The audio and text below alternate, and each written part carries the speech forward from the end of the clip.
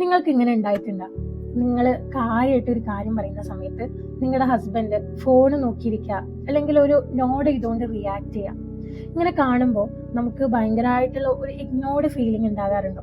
എങ്കിലും ഒരു മിനിറ്റ്.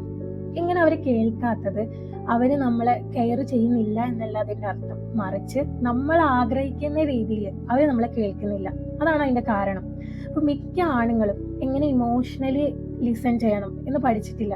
അതുകൊണ്ടാണ് പലപ്പോഴും നമ്മൾ എന്തെങ്കിലും പെയിൻ പറയുന്ന സമയത്ത് അവർക്കതൊരു കംപ്ലൈന്റ് പോലെ തോന്നുന്നത്. അപ്പോൾ ഇവിടെ നമ്മൾ ചെയ്യേണ്ട ഒരു കാര്യം എന്താ വെച്ചാൽ, നമ്മളിപ്പോൾ ബ്ലെയിം ചെയ്തുകൊണ്ട് സംസാരിക്കുമല്ലോ, നിങ്ങൾ എന്നെ കേൾക്കുന്നില്ല എന്നൊക്കെ നമ്മളിങ്ങനെ കംപ്ലൈന്റ് രീതിയിൽ പറയുന്നതിനേക്കാളും നമ്മൾ ജസ്റ്റ് അതിനെ മാറ്റി പറയാം. നിങ്ങൾ എന്നെ കേൾക്കാതിരിക്കുമ്പോൾ എനിക്ക് ഭയങ്കരമായിട്ടുള്ള ഒരു ലോൺലി ഫീലിംഗ് ആണ് ഉണ്ടാകുന്നത്. നിങ്ങൾ എന്നെ ജസ്റ്റ് ഒന്ന് കേട്ടിരുന്നാൽ മാത്രം മതി, അപ്പോൾ എൻ്റെ കാര്യങ്ങൾ ഫിക്സ് ചെയ്ത് പോകും എന്നുള്ള രീതിയിൽ അവരോട് സംസാരിക്കാം. ഇത് കേൾക്കുന്ന ഭർത്താക്കന്മാരോടാണ് എനിക്ക് പറയാനുള്ളത്. നിങ്ങൾ നിങ്ങളുടെ ഭാര്യമാരെ ജസ്റ്റ് കേട്ടിരുന്നാൽ മാത്രം മതി. അപ്പോൾ അവിടെ പല കാര്യങ്ങളും സോൾവ് ചെയ്ത് പോയിക്കോളും. നിങ്ങൾ അവിടെ ഫിക്സ് ചെയ്യേണ്ട ഒരു ആവശ്യമില്ല.